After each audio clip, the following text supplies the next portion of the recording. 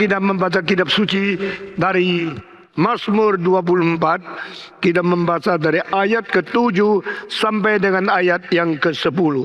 Semua buka suara membaca. Mari kita bersama-sama.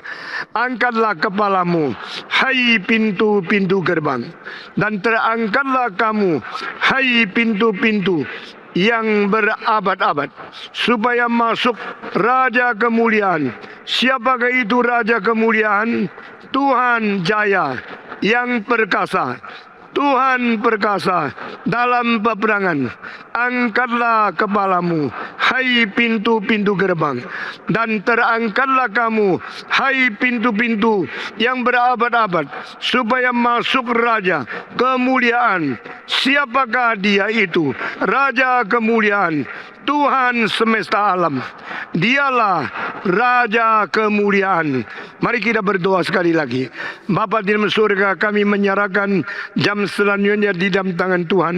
Kiranya Engkau menyatakan kemuliaan-Mu dan memberikan pengertian tentang firman-Mu kepada kami yang ada di sini masing-masing. Berilah pendengaran yang teliti, dan berilah pengertian dan keinsyafan yang tajam di dalam hati kami. Kami serahkan semua ini ke dalam tangan Tuhan.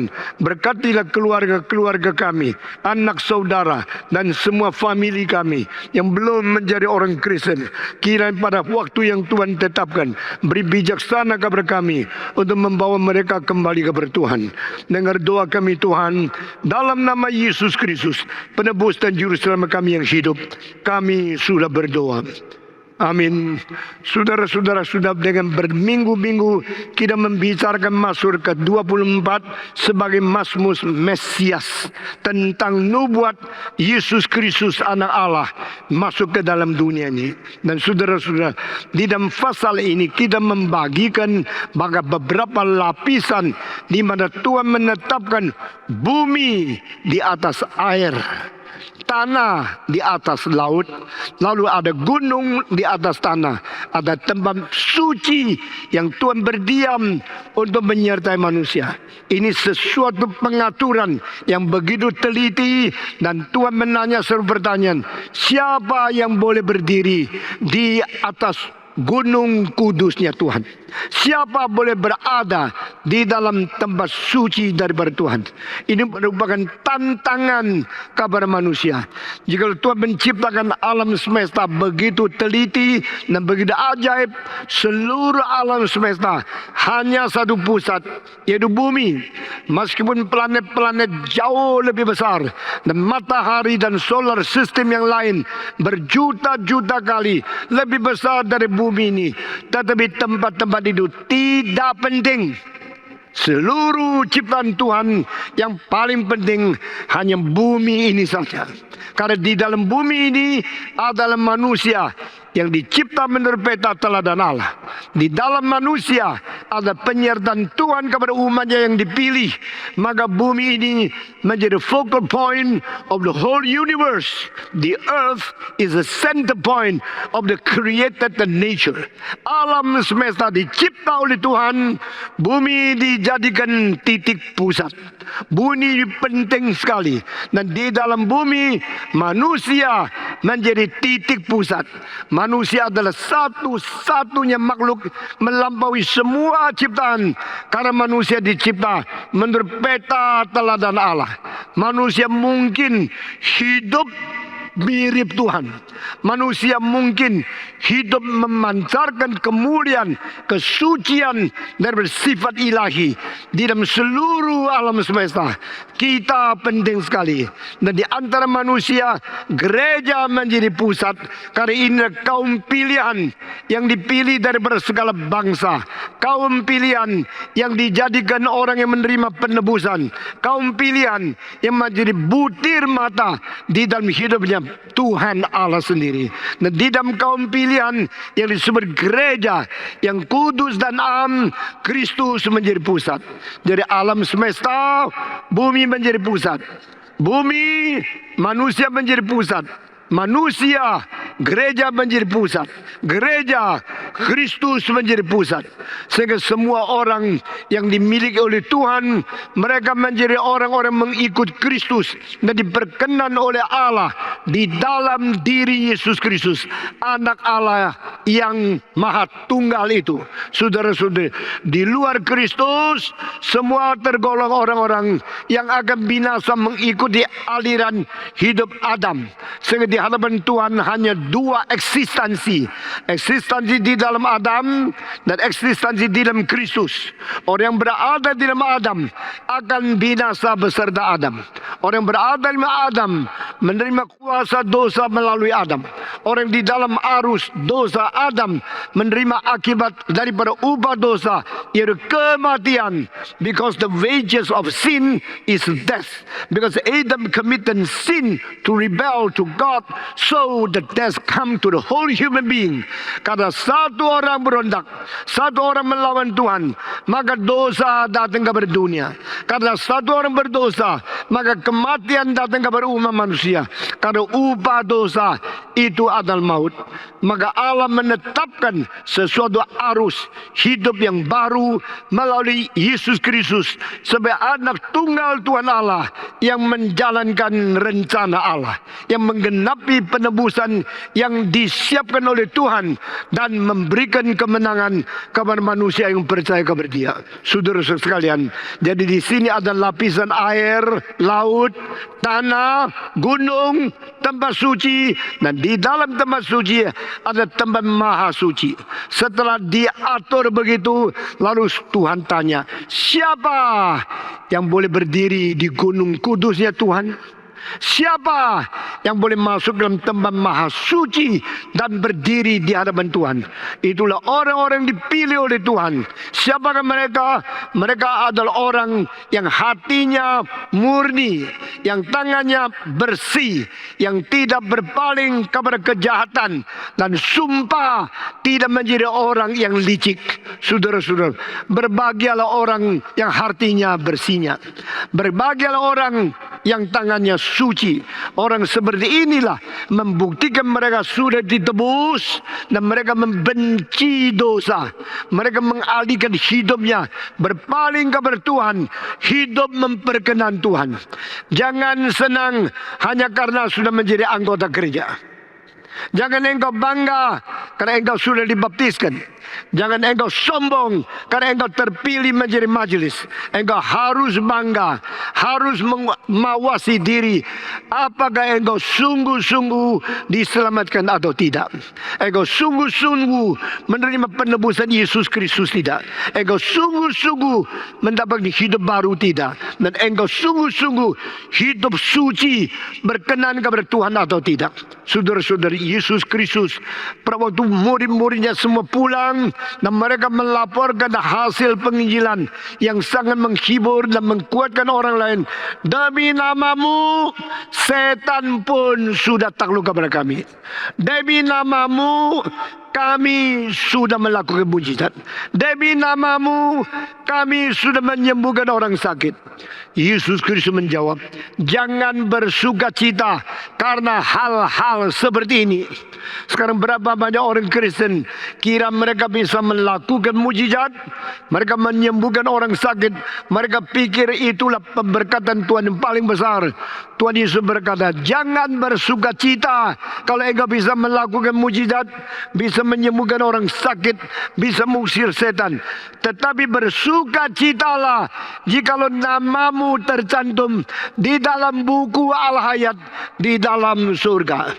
Yesus Kristus berkata, don't be happy, don't be joyful simply because you can perform the miracles, but you should be joyful if your name is in the book of life in heaven. Jikalau namamu tidak ada di dalam buku Al-Hayat di surga, meskipun engkau menjadi majelis, menjadi tua-tua, menjadi pendeta, melakukan mujizat, engkau tetap tidak berbagian di dalam kerajaan Allah. Saya percaya pada waktu Yesus mengatakan kalimat ini, di dalam pikiran dia memberitahu kepada kita, ada orang yang sudah mengikut dia, yang sudah berada di dalam kelompokan rasul, tapi belum diselamatkan. Seperti Yudas. Apa gunanya engkau namanya pendeta? Engkau namanya majelis. Engkau namanya orang yang mengikut Tuhan. Tapi Tuhan tidak mengakui engkau. Apa gunanya engkau namanya sudah orang Kristen, sudah dibaptiskan, sudah lama namamu tercantum di dalam buku di dalam gereja dunia, tapi namamu tidak ada di dalam surga. Saudara-saudara, cilakalah orang seperti Yudas. Mereka sudah pernah dipanggil Tuhan, pernah mengikuti Yesus, pernah mengabar Injil bersama, pernah melakukan mujizat dengan murid-murid yang lain. Tetapi samar-samar mereka kelihatan seorang Kristen, tapi sesungguhnya mereka dibuang oleh Tuhan. Saudara-saudara, Alkitab adalah buku yang sangat menakutkan. Di dalamnya mencatat segala sesuatu rahasia yang kurang diperhatikan oleh manusia, sehingga mereka kira mereka sudah mendapatkan keselamatan, sudah mendapatkan berkat yang besar, tapi mereka sebenarnya belum sama sekali. Saudara-saudara, kiranya Tuhan memimpin kita, menjadikan kita orang takut kepada Tuhan. Siapakah yang boleh berdiri atas gunung suci Tuhan? Siapakah boleh berdiri di hadapan tempat maha suci daripada Tuhan? Kecuali mereka yang hatinya bersih, tangannya murni, dan mereka tidak menghadap kepada segala kelikuan, segala dosa dan penipuan, dan hati mereka tidak mau berjalan di dalam kelicikan dengan sumpah di hadapan Tuhan. Saudara-saudara, setelah mengatakan kalimat-kalimat yang begitu penting ini, maka ada suara dari surga berkata, angkatlah pintumu, hei gerbang-gerbang yang berabad-abad. Saudara-saudara, siapa raja mulia yang mau masuk ke dalam akan pintu-pintu gerbang yang berabad-abad ini? Mengapa disuruh angkat pintu di surga menyambut seorang raja? Who is the King of Glory? Siapakah raja yang mulia itu? The King of the Host, the Lord of the Host, Tuhan daripada semua tentara-tentara surga. Tuhan yang memimpin segala malaikat untuk berperang di dalam medan peperangan rohani dan mencapai kemenangan. Dialah Raja mulia. Dialah yang akan masuk ke dalam kerajaan dan dalam pintu yang berabad-abad itu. Siapa dia? Yaitu Tuhan yang berada di medan peperangan. Siapakah Tuhan yang pernah berada di medan peperangan?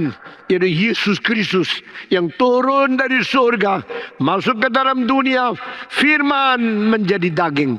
Allah berwujud sebagai manusia, hidup di tengah-tengah kita, menyatakan kalam beserta dengan manusia.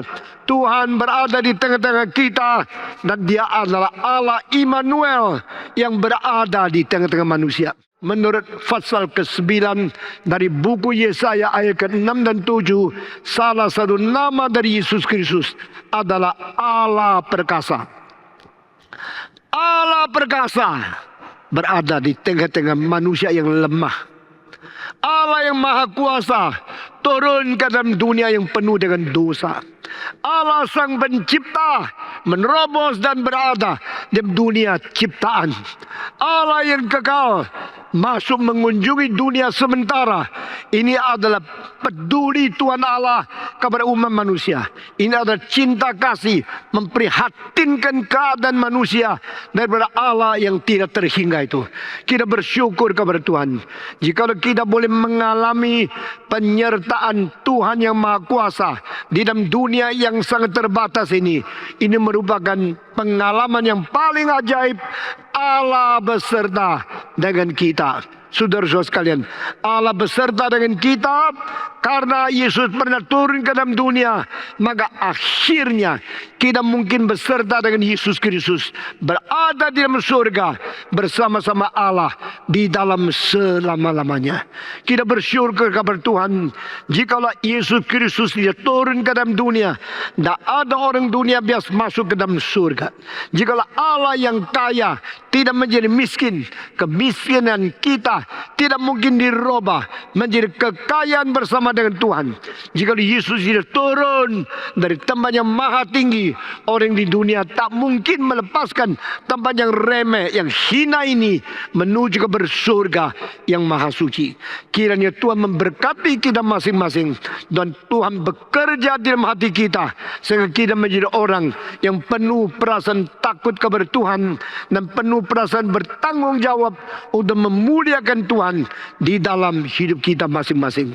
Saudara-saudara sekalian, kita berterima kasih untuk segala sesuatu yang tercantum di dalam kitab suci, segala sesuatu yang membicarakan tentang kemuliaan dan rencana kekekalan Tuhan kepada kita yang tidak layak ini. Saudara-saudara sekalian, setelah dari ayat sampai 6 membicarakan tentang lapisan-lapisan yang diatur oleh Tuhan dan syarat manusia bagaimana berjumpa dengan Tuhan, berdiri di dalam maha kudus hadapan Tuhan yang maha suci, di dalam gunung yang suci, di dalam tempat yang maha kudus itu. Maka ayat ke-7 dan ayat ke-10, 4 ayat membicarakan tentang kemenangan seorang raja yang pulang. Siapakah raja yang mulia, raja yang perang, raja yang menang, dan raja yang pulang ini adalah Yesus Kristus. Yesus berkata di dalam buku Yohanes pasal 16 ayat ke-28, I come from the Father, I enter into this world, and I depart from this world, I return to my Father. Saya datang dari Bapakku, masuk ke dalam dunia ini, dan aku meninggalkan dunia ini, kembali kepada Bapa. Ini adalah sesuatu jalan yang memerlukan 2 kali perjalanan. One way and two journey, 2 time of the traffic. Satu dari sana ke sini, yang satu lagi dari sini ke sana.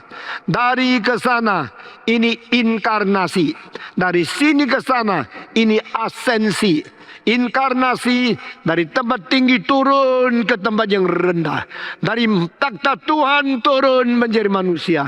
Asensi dari dunia manusia kembali kepada Allah, dari tempat orang berdosa kembali kepada surga yang mulia.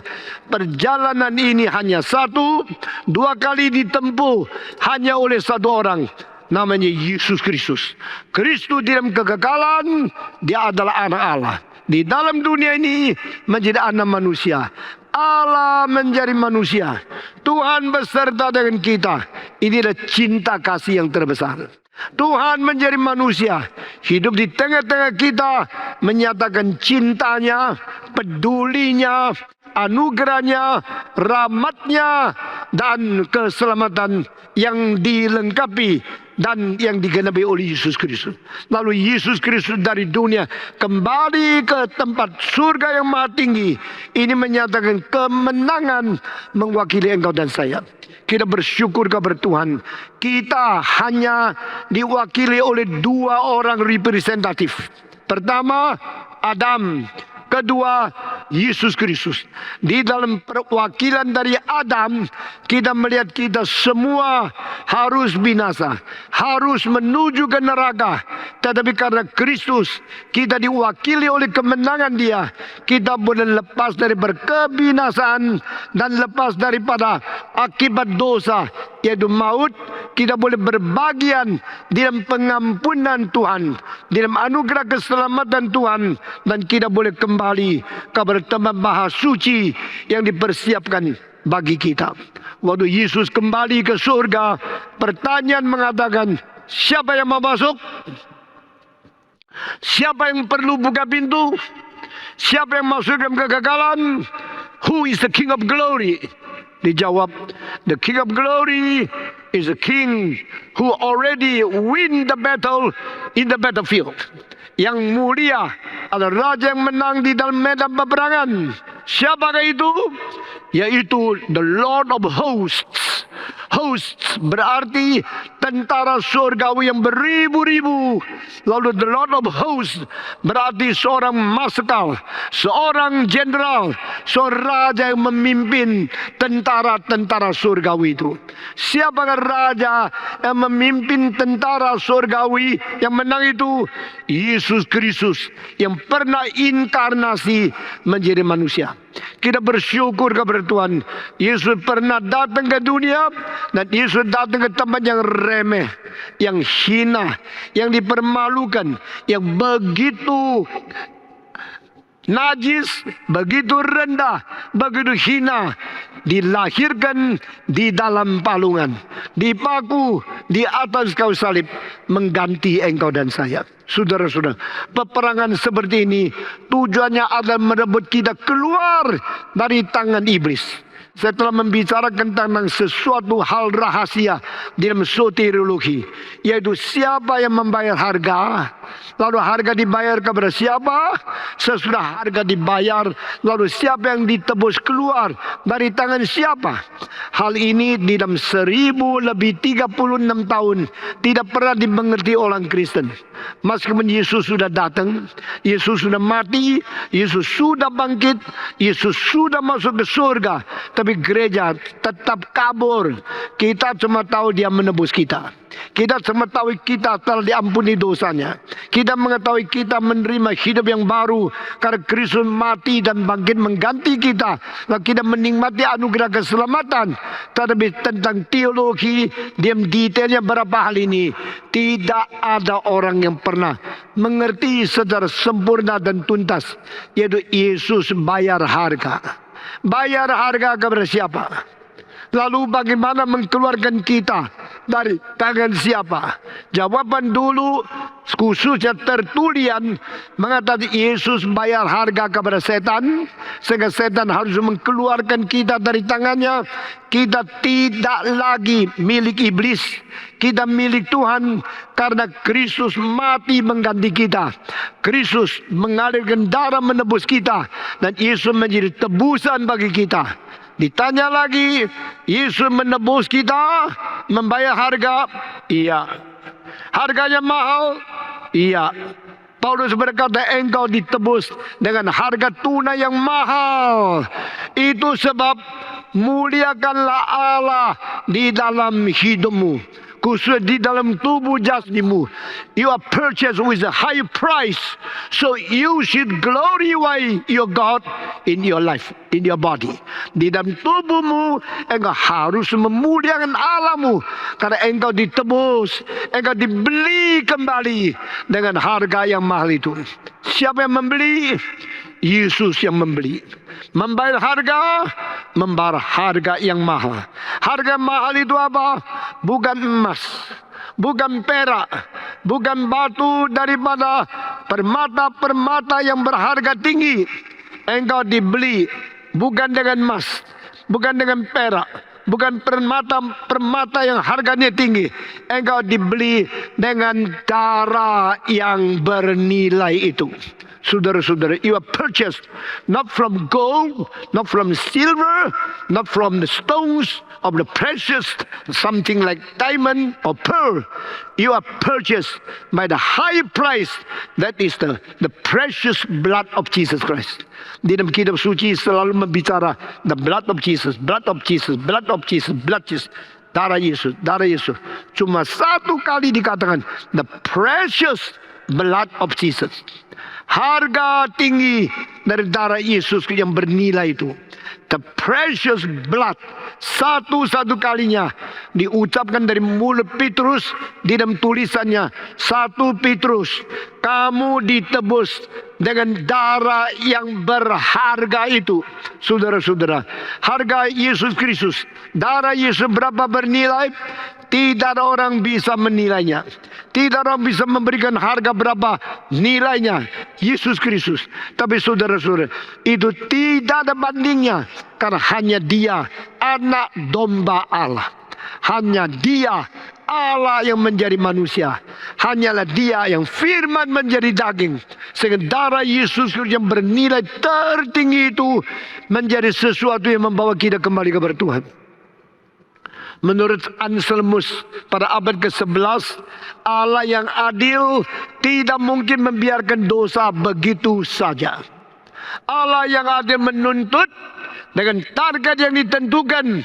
Harus kita memenuhi keadilan Tuhan, memenuhi kebenaran Tuhan, supaya kita boleh berkenan di hadapan Dia. Tetapi siapa bisa berkenan kepada Tuhan? Siapa yang mungkin memenuhi tuntutan keadilan kebenaran dari Tuhan? Karena kita semua sudah berdosa, mengurangi kemuliaan dari Tuhan. We have all committed sin and make short the glory of God. Engkau kurang mulia kepada Tuhan. Hutang mulia kepada Tuhan. Hutang mulia kepada Tuhan. Hutang mulia kepada Tuhan. Sehingga tuntutan Tuhan tentang standar keadilan, standar daripada kemuliaan, standar daripada kebenaran yang harus dicapai oleh Tuhan, tidak ada satu orang yang sanggup memenuhinya. Itu sebab semua harus dibuang oleh Tuhan. Nama Tuhan mengatakan, saya menuntut keadilan kebenaran dari kamu. Engkau bilang, saya tidak bisa. Saya tidak bisa dituntut. Saya tidak bisa mencapai target yang ditujukan oleh Tuhan kepada saya. Maka Tuhan berkata, only in my Son Jesus Christ. He's the one to pay the price for you. He's the one to satisfy my heart. Yesus Kristus satu-satunya yang bisa membayar harga. Yesus satu-satunya yang bisa mencapai tuntutan Tuhan, target yang paling sempurna itu. Lalu bagaimanakah Yesus harus turun ke dunia? Nah, saudara-saudara, sebelum Anselmus di dalam 1030 tahun, orang Kristen tahunya kalau saya di dalam tangan setan, lalu Yesus mau menebus saya, Yesus mesti bayar harga. Harga bayar kepada siapa? Kepada setan. Supaya setan tidak lagi pegang saya, dia melepaskan saya. Yesus membeli saya kembali, lalu saya menjadi milik Tuhan.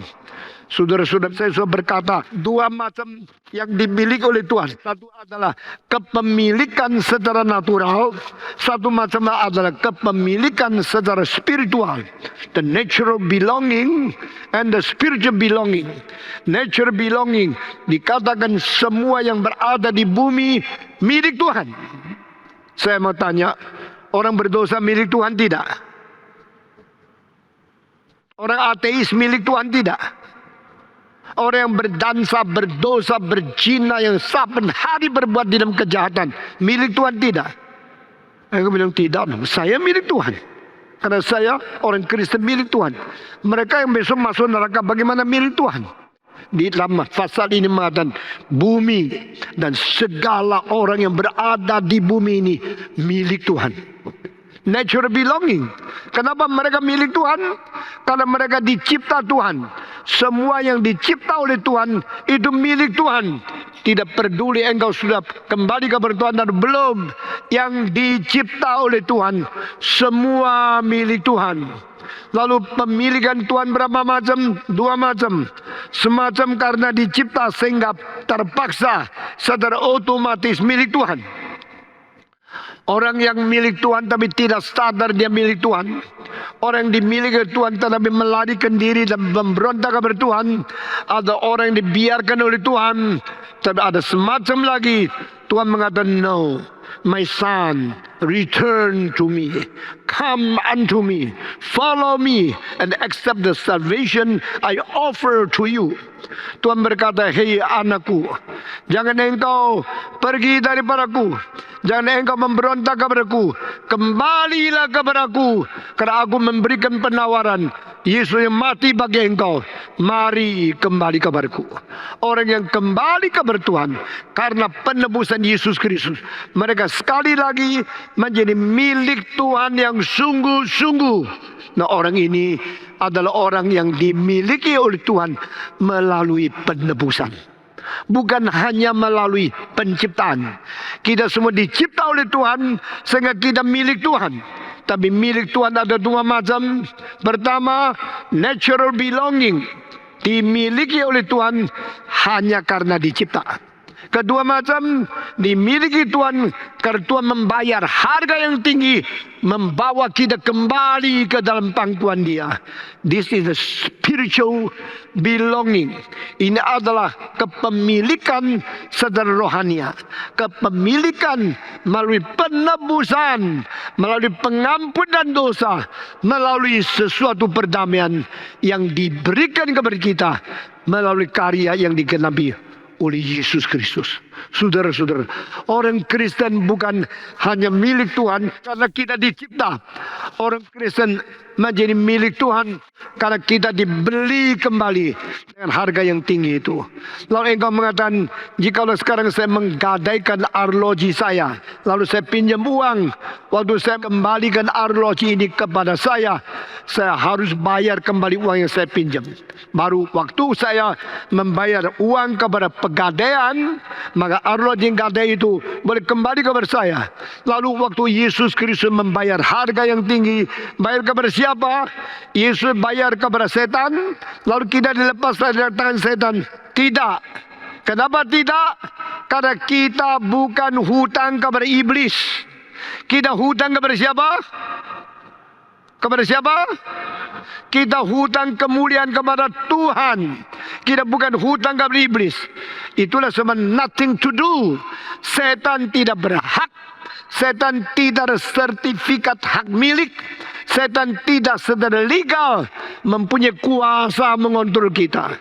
Kita di tangan setan secara hak yang tidak legal. Hak yang tidak benar, yang tidak sah. Iblis mendapatkan kita melalui sesuatu kuasa yang palsu. Kenapa dia ada kuasa palsu? Karena Tuhan sementara tidak menggubris. Biarkan kita jatuh di tangan setan, karena keselamatannya belum disodorkan kepada kita. We are temporarily, secara sementara, permitted by God to be controlled by Satan in his hand. Itu sebab di dalam 1 Yohanes pasal 5, seluruh dunia berada di bawah tangan si jahat itu. The whole world is under the hand of the evil one. Setan mempunyai tangan mengontrol seluruh dunia.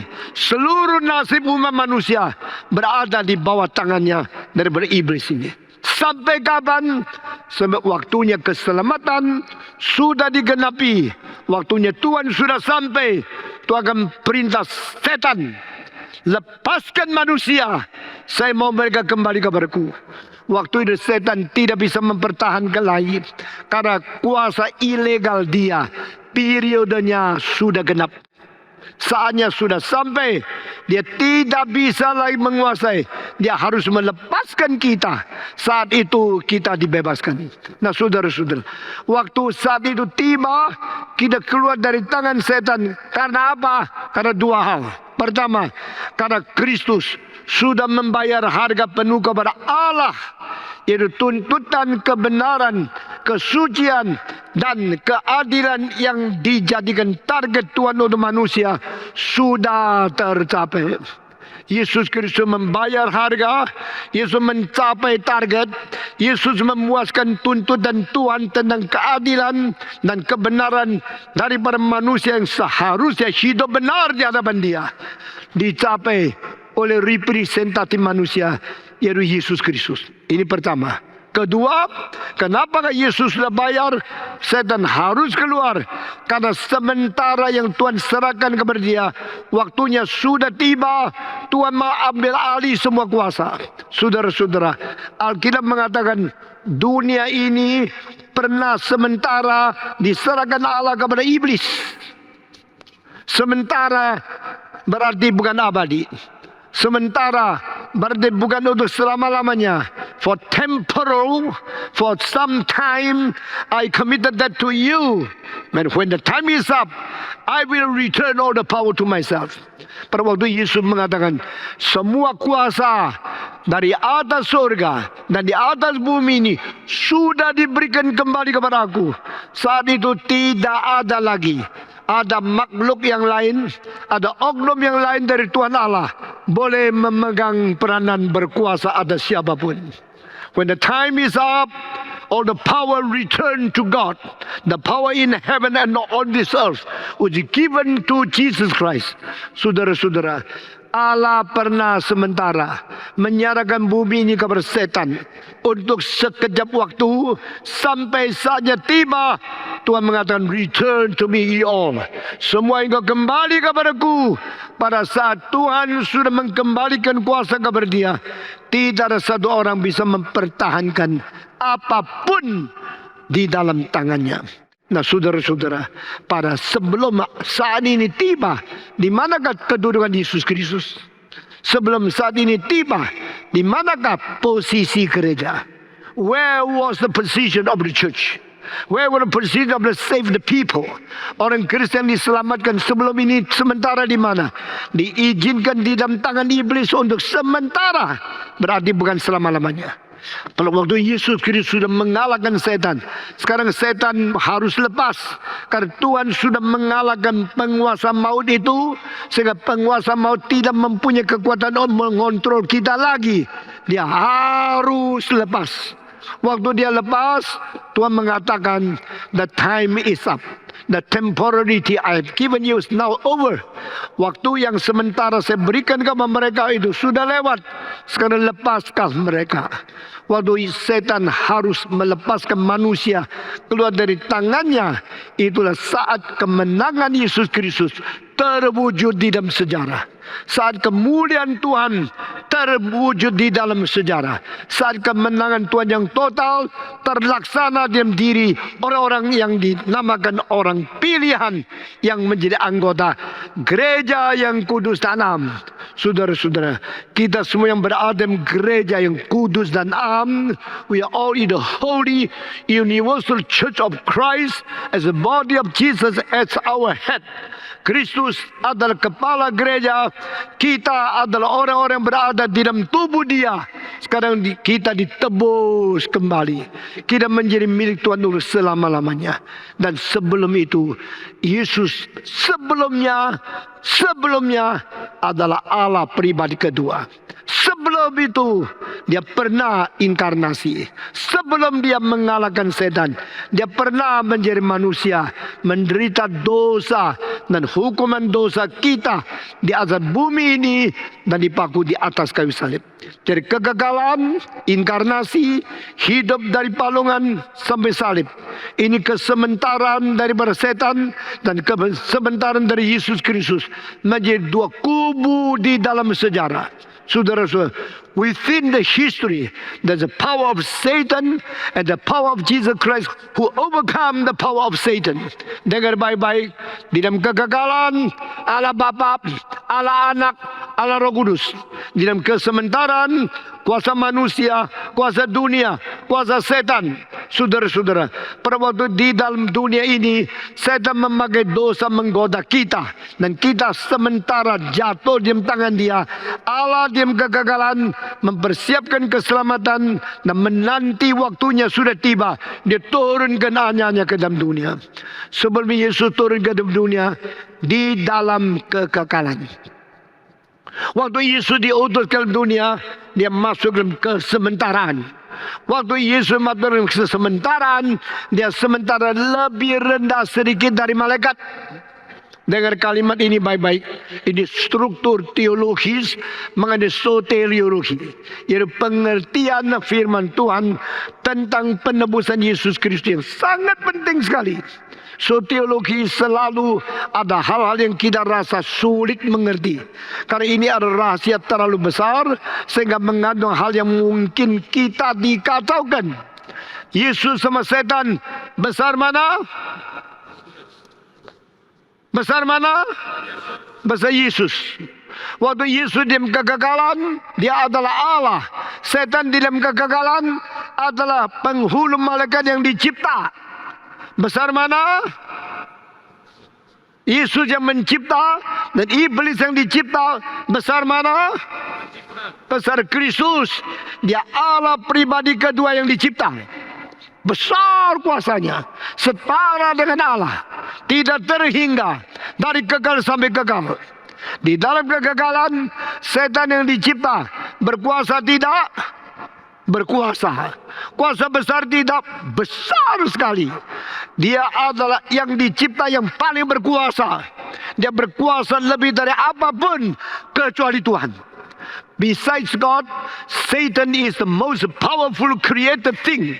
Dia adalah creature yang paling berkuasa yang melayani Tuhan. Karena dia memberontak. Kenapa berontak? Karena dia tidak rela menjadi nomor 2. Dia mau menjadi nomor 1, melawan yang tertinggi. He want to be same. He want to be with God. He want to be God. Yang seperti Allah, tidak mau seperti, mau menjadi. Yang mirip Tuhan tidak mau rela menjadi mirip, mau menjadi Allah, merebut kuasa Allah dari setan yang bukan Allah, ingin menjadi seperti Allah. Akhirnya Allah mencambukkan dia turun dari surga menjadi iblis. Saudara, your name is Satan. Istilah Satan berarti perintang, penghambat, memberontak, yang menghambat pekerjaan Tuhan, merintangi pekerjaan Tuhan. You are the hinderer. Engkau yang menghambat saya, engkau merintangi saya. Namamu namanya setan. Diturunkan. Waktu setan diturunkan dari kekekalan ke dalam sementara, di sini dengar baik-baik. Itulah tahapnya. Dia menguasai manusia. Sementara diserahkan orang-orang yang berdosa di tangan dia. Sehingga dia merajalela, mempunyai kitab, memiliki kita, mengontrol kita, dan mencobai kita, mengatur seluruh hidup kita. Manusia dicipta berbeda dan terhadap Allah. Kenapa berzina? Karena diatur oleh setan. Mengapa berjudi? Mengapa narkoba? Mengapa licik? Mengapa menipu? Mengapa segala macam kejahatan merusak diri sendiri? Karena kita kira kita bebas. Padahal kita dibelenggu oleh iblis. Kira kita sendiri bisa mengendalikan kebebasan kita. Padahal kita berada di dalam hukuman Tuhan dan diserahkan sementara di bawah iblis. Itu sebab Allah pernah menyerahkan dunia ini ke dalam tangan iblis untuk sementara. Nah, dengar baik-baik kalimat selanjutnya. Waktu setan masuk ke dalam dunia ciptaan, dia sekarang bukan lagi yang melayani Tuhan di surga. Dia bukan lagi perkasa di hadapan Tuhan. Dia ada perkasa tetapi dibuang oleh Tuhan. Dia adalah berkuasa tapi dibuang, dilempar oleh Tuhan. Dia berada di tengah-tengah angkasa yang menghambat Allah dan manusia, yang menghambat rencana Allah untuk manusia, dan menghambat doa manusia kepada Allah. In between God and human being, Satan is the hinderer of the grace of God, the hinderer of prayer of human being. Doa kita tidak bisa mencapai Allah. Anugerah Allah tidak bisa mencapai manusia. Karena di tengah-tengah Allah dan manusia, ada yang di tengah-tengah yang menghambat, yang menentang, yang menceraikan manusia dengan Tuhan Allah. Itu sebab Yesus harus turun ke dunia untuk menyelesaikan kesulitan kemelut seperti ini. Waktu Yesus turun ke dalam dunia, dia harus melewati tempat di angkasa, yaitu kerajaan daripada kejahatan, kerajaan iblis. Yesus turun dengan pertolongan Tuhan Allah yang lebih tinggi dari segala sesuatu. Dia minta Yesus diutus turun ke dalam dunia dan dia menjadi manusia. Sekarang pertanyaan lagi, waktu Yesus sementara menjadi manusia, dia sama malaikat besar mana? Susah jawab ya. Saudara selalu kira engkau sudah dengar khotbah berpuluh-puluh tahun, engkau mengerti semua. Waktu saya tanya ternyata engkau gagal semua. Waktu Yesus turun ke dalam dunia menjadi manusia, dia sama setan besar mana? Gak berani jawab. Besar mana? Secara sifat ilahi besar dia. Secara sifat manusia lebih kecil dia. Nah, di sini kesulitan kekristenan. Maka banyak agama tidak melihat indahnya kekristenan. Mereka lihat dari sudut kesifatan manusia Yesus Kristus. Ada apa? Dia seorang manusia biasa. Kenapa saya harus ikut dia? Kenapa saya harus percaya Yesus? Apa hebatnya? Apa beda Yesus? Secara sifat manusia, Yesus lebih rendah sedikit dari malaikat. Karena manusia. Yesus menjadi manusia. Tapi secara sifat ilahi, Yesus lebih tinggi dari siapapun. Nah, inilah paradoks. Yesus yang adalah Allah juga adalah manusia, dilihat oleh orang biasa, tidak ada kelebihan. Dia seorang Nazaret, dia seorang keturunan dari orang Israel, dia seorang manusia yang hidupnya lebih baik dari orang lain. Begitu saja. Dan di dalam Ibrani pasal 2 mengatakan, sementara dia diturunkan lebih rendah sedikit dari malaikat, sehingga malaikat yang jatuh, yang sudah diturunkan dari surga ke tempat angkasa, waktu melihat Yesus turun menjadi manusia, dia menjadi sombong. You are lower than me, I'm now higher than you. Now I wonder, and now I want you to worship me. Mestinya malaikat menyembah Allah, tetapi pada waktu Yesus menjadi manusia, setan minta Yesus yang menyembah dia. Kenapa? You're lower than me. You're temporarily made lower than me. Engkau sementara dijadikan lebih rendah sedikit daripada setan, daripada malaikat. Engkau yang mesti menyembah saya. Yesus menyembah tidak? Jawab. Yesus tidak mau menyembah. Nyala engkau. Meskipun aku sementara lebih rendah sedikit dari malaikat, tapi saya mempunyai sifat ilahiyah yang tidak boleh menyembah kepada engkau. Pergilah daripada aku. Setan tidak mau diperdebatkan. Yesus tidak mau menjawab, hanya perintahkan dia pergi dengan kuasa ilahinya. Yesus sambil menjadi manusia, dia sambil bersifat ilahi. Maka dia tidak takut ada tantangan, ada godaan, ada pencobaan dari iblis yang berusaha menggoncangkan kedudukan dia sebagai anak manusia. Karena sifat ilahinya tetap dia stabil, dan dia mengatakan, nyala engkau. Dia tidak akan bersembah sujud kepada setan. Dia tidak mungkin berkompromi 1% pun di hadapan setan. Dia ingat siapa dia. Saudara-saudara, dan jikalau Yesus di dunia tidak mengalahkan iblis, dia tidak mungkin pulang ke surga. Jika Yesus di dunia dikalahkan oleh iblis, hancurlah rencana Tuhan Allah. Jika Yesus akhirnya tidak mengalahkan iblis, tidak mungkin dia menebus kita keluar dari tangan setan. Di sini sifat paradoks dan sesuatu crucial status yang paling bahaya adalah pada inkarnasi. Di dalam dunia ini, Yesus mempunyai sifat paradoks. Allah berada di dalam tubuh manusia. Allah menjadi daging. Hidup sementara lebih turun, lebih rendah sedikit daripada iblis, lebih rendah sedikit daripada malaikat. Di sini malaikat pakai cara terakhir untuk menghancurkan Yesus, untuk menghancurkan rencana Tuhan Allah yang memakai Kristus yang inkarnasi menggenapi keselamatan. Saudara-saudara, rahasia ini kalau hari ini engkau dengar dengan jelas, maka seumur hidup banyak kesulitan tentang kitab suci akan hilang sendiri. Engkau tidak akan digoncangkan oleh keraguan yang tidak perlu, dan engkau tidak perlu kehilangan kestabilan kedudukan imanmu di hadapan Tuhan. The temporal time when Jesus was temporal made a little bit lower than the angels. The archangel demanded him to worship Satan, and he was denied. Yesus menolak. Sesudah Yesus menolak, Yesus tidak mau mendapatkan segala kemuliaan dan kekayaan dunia ini. Dia lebih suka menjalankan kehendak Allah untuk pikul salib mengikut Tuhan. Saudara-saudara, kesuksesan dunia ini adalah sementara. Kekayaan dunia dengan cara yang tidak beres, itu bukan rencana Tuhan. Itu bukan kehendak Tuhan.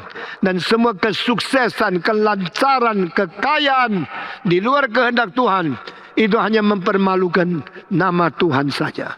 Begitu banyak pemimpin kekristenan yang kelihatan maju dan sebagainya, mereka menanggalkan perjalanan salib. Mereka tidak mau mengikuti apa yang ditetapkan oleh Tuhan. Mereka mau sodoran dari iblis. Mereka mau menerima tawanan dari setan. Sembahlah aku. Aku memberikan seluruh dunia dan kekayaan kepadamu. Sekarang sembah aku. Yesus mengatakan, nyala engkau. Yesus tidak taat. Pendeta-pendeta yang taat kepada iblis, mereka mengatakan apa-apa. Saya menyembah engkau. Kasih kekayaan, kasih kesuksesan kepada saya. Kesuksesan, kekayaan di luar kehendak Tuhan, itu fana adanya. Yesus menolak. Kalau Yesus menolak, Yesus harus menempuh apa? Jalan salib. Yesus harus bagaimana? Harus pergi ke Golgota, harus mati, harus dipaku di atas kayu salib.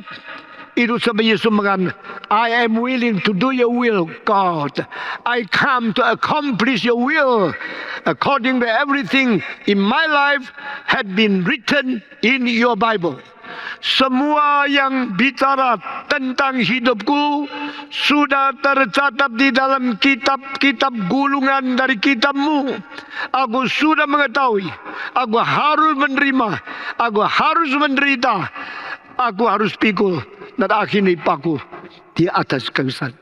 Hanya dua jalan. Jalan Adam berdosa. Jalan Kristus hidup suci. Jalan Adam berontak kepada Allah. Jalan Kristus taat kepada Tuhan. Jalan Adam mau sukses, akhirnya kompromi dalam dosa. Jalan Yesus Kristus tidak berkompromi, akhirnya harus mati.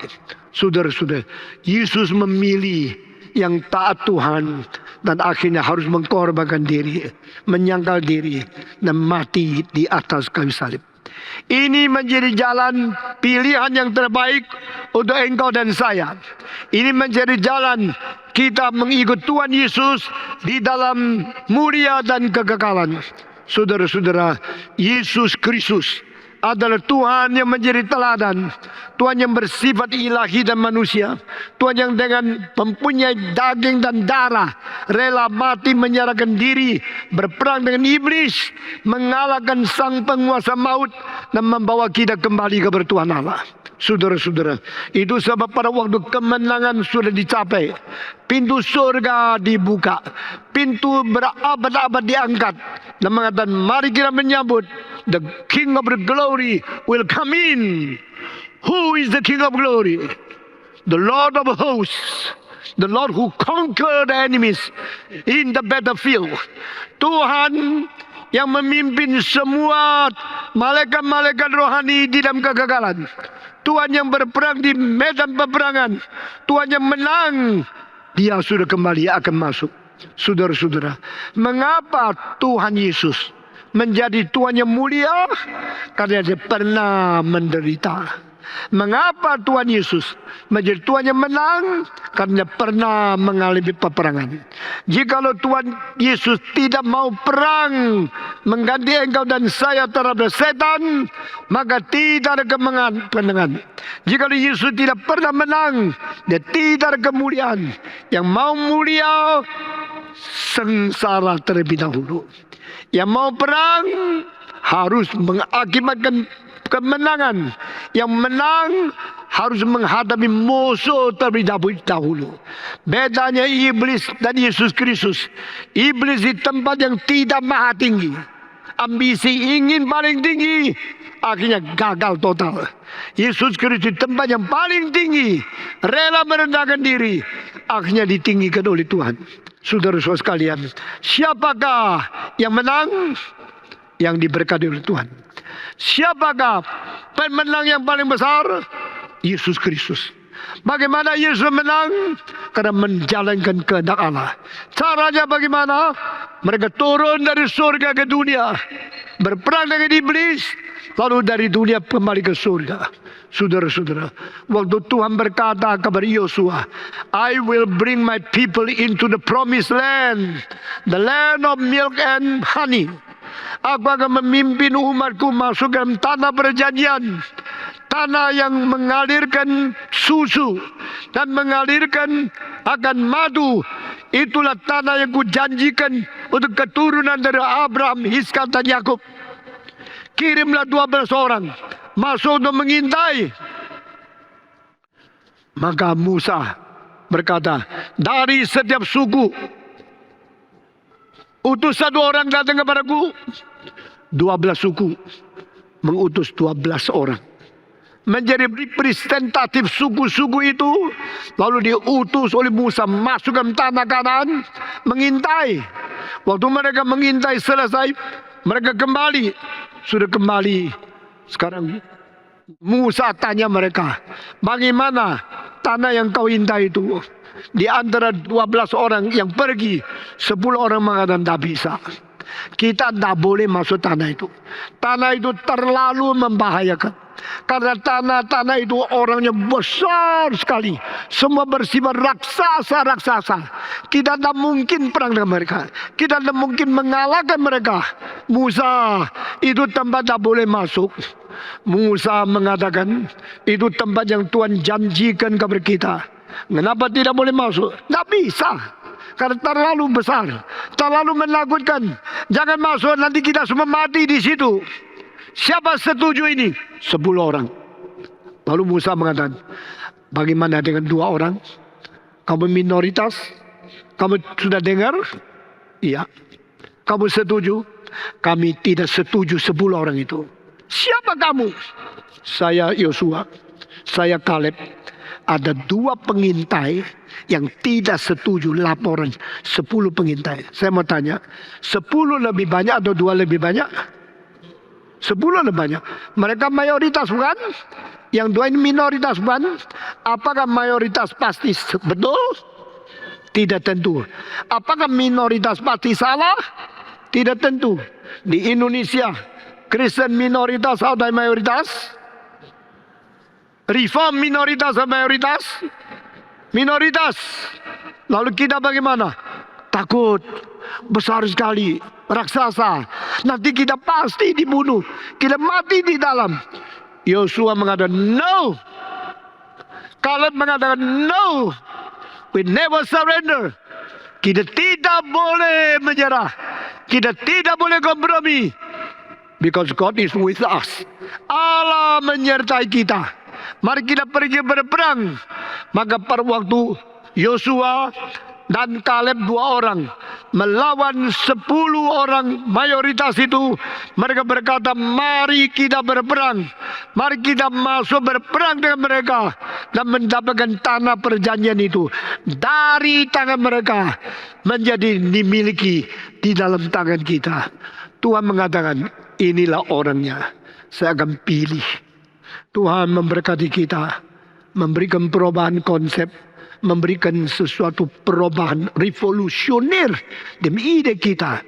We should follow the trace of God, the guidance of Holy Spirit. Ikutlah jejak kaki Tuhan. Ikutlah arah dan ditentukan Roh Kudus. Ikutlah perjalanan Yosua dan Kaleb. Minoritas yang tidak mau kompromi, minoritas yang berperang terus untuk mengikuti jejak kaki Tuhan. Itulah hari depan kita. Saudara-saudara, Yesus Kristus adalah minoritas di dalam yang paling minoritas. Yesus adalah satu-satunya di seluruh dunia yang tanpa kompromi menjalankan kehendak Allah dengan sebatang kara. Saudara-saudara, melalui peperangan mencapai kemenangan. Semua 1, 2, 3. Melalui keperangan mencapai kemenangan. Melalui tersendiri menikmati penyertaan. Melalui berlani berlawan dengan musuh melihat perjanjian Tuhan. Melalui peperangan yang sengit mengalahkan setan. Inilah perjalanan dari Yesus Kristus. No other way. If you want to win, you go to war. If you want to conquer, you go to the battlefield. Mau menang, perang. Mau mengalahkan setan, lawan dia. Mau menjalankan kehendak Tuhan, jangan takut mengorbankan diri. Sedikit kesulitan, tak bisa, tak mungkin. Saya menolak ini. Siapa yang tidak takut kesulitan, ikut saya. Siapa mau berjuang dalam kesulitan, ikut saya. Siapa yang mau menjadi murid saya, berada di belakang saya. Mari kita berjuang di medan peperangan. Sehingga akhirnya setelah kita mengalahkan musuh, mengalahkan kesulitan, sedang mengalahkan semua kesulitan-kesulitan yang ada. Dan dia berkata, Tuhan, saya ikut jejak kakimu. Saya melihat semua yang tak mungkin bagi orang lain. Mungkin bagi engkau, mungkin bagi saya mengikut engkau. Dan Tuhan akan berkata, dengarlah suara, hei pintu gerbang yang kekal, pintu gerbang abadi, bukalah pintu, karena Raja yang menang, Raja yang mulia akan masuk ke dalam-dalam. Saya hari ini selesaikan pasal ke-24 sebagai Messianic Psalms, dan sesuai minggu depan kita teruskan dengan Messianic Psalms yang lain. Kiranya Tuhan memimpin kita, memberkati kita masing-masing. Mari kita berdoa. Semua tunduk kepala dan kita masuk ke dalam doa. Saya minta dengan hormat pendeta Aiter naik ke atas, pimpin kita untuk berdoa untuk menutup kebaktian dan khotbah hari ini. Mari kita berdoa bersama-sama. Bapa di dalam surga, kami berterima kasih di dalam sejarah Tuhan sudah memberikan teladan-teladan iman di dalam peperangan. Dan kami berterima kasih puncak dari seluruh teladan iman ada di dalam diri Tuhan Yesus yang menjadi teladan agung dari setiap kami.